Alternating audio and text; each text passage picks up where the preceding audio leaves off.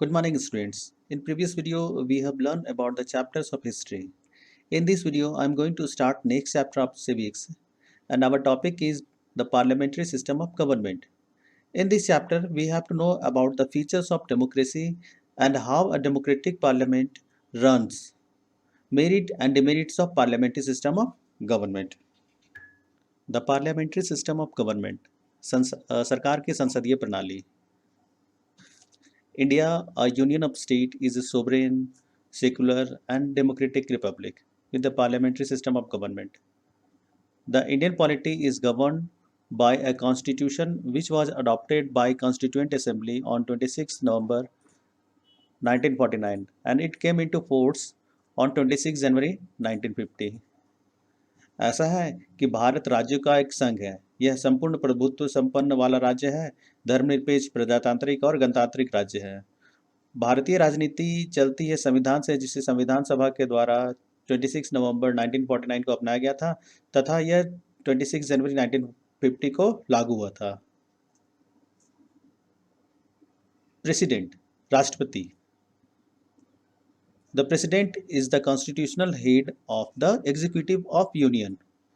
राष्ट्रपति संघ की कार्यपालिका का संवैधानिक प्रधान होता है. The president is elected by the elected members of both houses of the parliament and legislative assembly of the state with suitable weightage given to each vote. His term of office is 5 years. Among other powers, the president can proclaim an emergency in the country if security of the country is threatened. जैसा कि हम लोग जानते हैं, राष्ट्रपति संघ की कार्यपालिका का संवैधानिक प्रधान होता है. राष्ट्रपति का चयन संसद के दोनों सदनों और राज्यों की विधानसभाओं के निर्वाचित सदस्यों के द्वारा किया जाता है. प्रत्येक वोट को उपयुक्त वेटेज दिया जाता है. उनके पद की अवधि 5 वर्ष की होती है. अन्य स्थितियों में यदि देश की सुरक्षा को खतरा है तो राष्ट्रपति देश में आपातकाल की घोषणा कर सकता है. Moving forward, and we have to know about the most important component of democracy, and which is vice president, uprashtrapati. The vice president is elected by the members of both houses of parliament in accordance with the system of proportional representation by means of single transferable vote. He holds office for 5 years.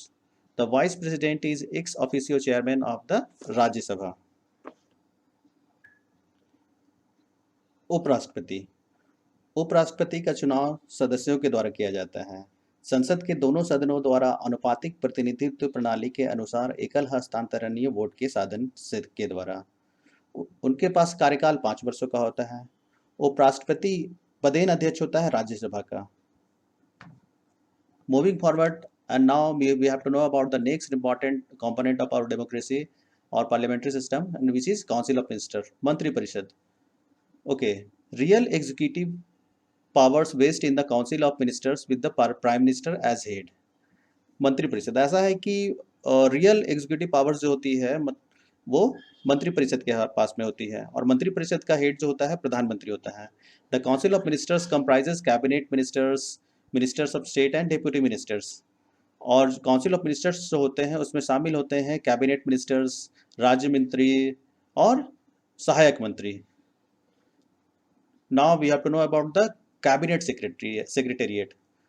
It is the most important part of our parliamentary system.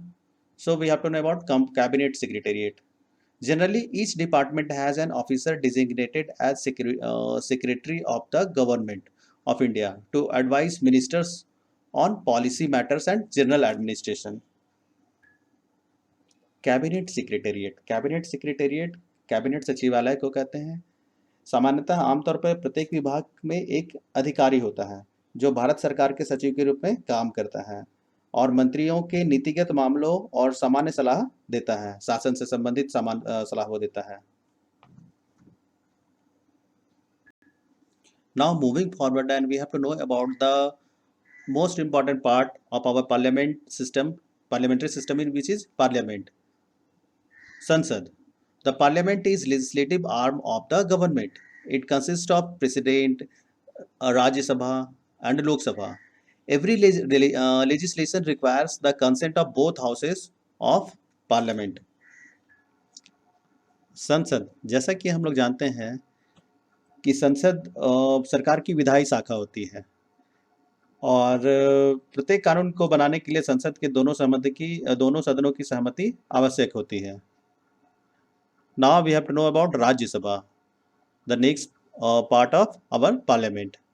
Actually, our parliament is divided into two parts, the Lok Sabha and Rajya Sabha.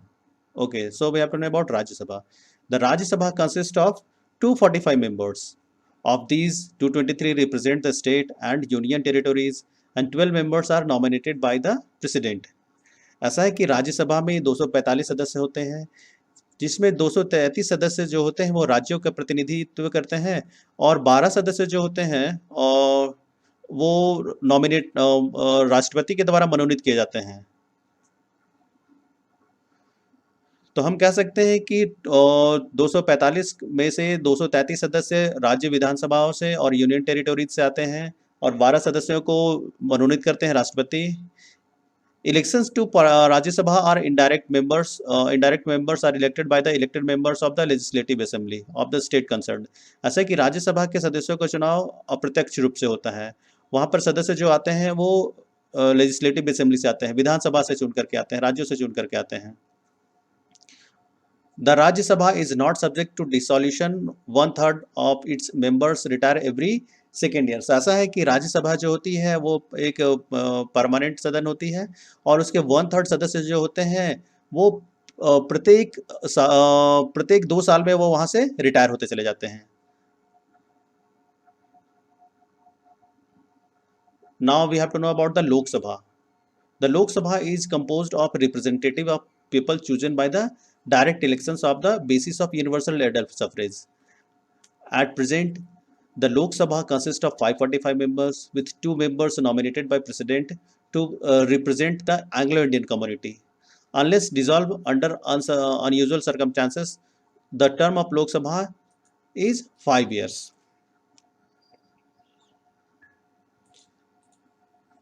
Lok Sabha, जैसा कि हम लोग जानते हैं कि लोकसभा के सदस्य universal adult franchise के द्वारा लोगों के द्वारा डायरेक्टली चुन करके आते हैं.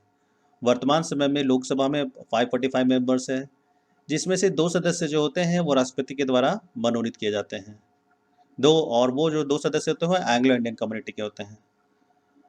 और जब लोकसभा का कार्यकाल वस्तुतः 5 वर्ष का होता है, बट कुछ विशेष परिस्थिति में यदि कुछ परेशानी हो देश में, तब इस कंडीशन में वो पहले राष्ट्रपति उससे पहले भंग कर सकते हैं. Now we have to know about the next important part of our parliamentary system of government, and it is state government. So we have to know about the state government. The state government. The state of government in states closely resemble that the union. ऐसा है कि राज्यों में सरकार की व्यवस्था संघ के समान होती है. There are 29 states and 7 union territories in India. इसमें कुछ सुधार करना चाहेंगे कि वर्तमान में 29 नहीं 28 स्टेट्स है और 7 यूनियन टेरिटोरीज नहीं 8 यूनियन टेरिटोरीज है. Union territories are administered by president. ऐसा है कि यूनियन टेरिटोरीज जो संघ शासित प्रदेश होते हैं उसे राष्ट्रपति के द्वारा एक अधिकारी की नियुक्ति की जाती है जिसे लेफ्टिनेंट गवर्नर कहा जाता है. उनके द्वारा उस पर शासन किया जाता है. वहाँ पर मुख्यमंत्री नहीं रहते हैं. Through the constitutional amendment in parliament, the union territory of Delhi is now called national capital of India. ऐसा है कि संविधान संशोधन के द्वारा यूनियन टेरिटोरी जो दिल्ली है उसे राष्ट्रीय राजधानी के रूप में उसे मान्यता दी गई है.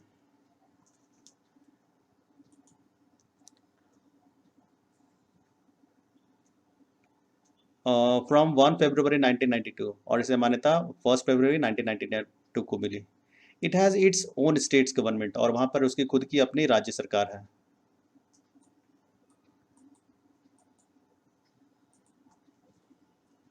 The Constitution declare India to be sovereign, socialist, secular democratic Republic. ऐसा है कि हमारा संविधान हमारे भारत को एक संपूर्ण प्रभुत्व संपन्नशाली राज्य, समाजवाद और धर्मनिरपेक्ष तथा डेमोक्रेटिक रिपब्लिक यानी प्रजातांत्रिक गणराज्य के रूप में व्यवस्थित करता है. The parliament is the most important feature of Indian constitution.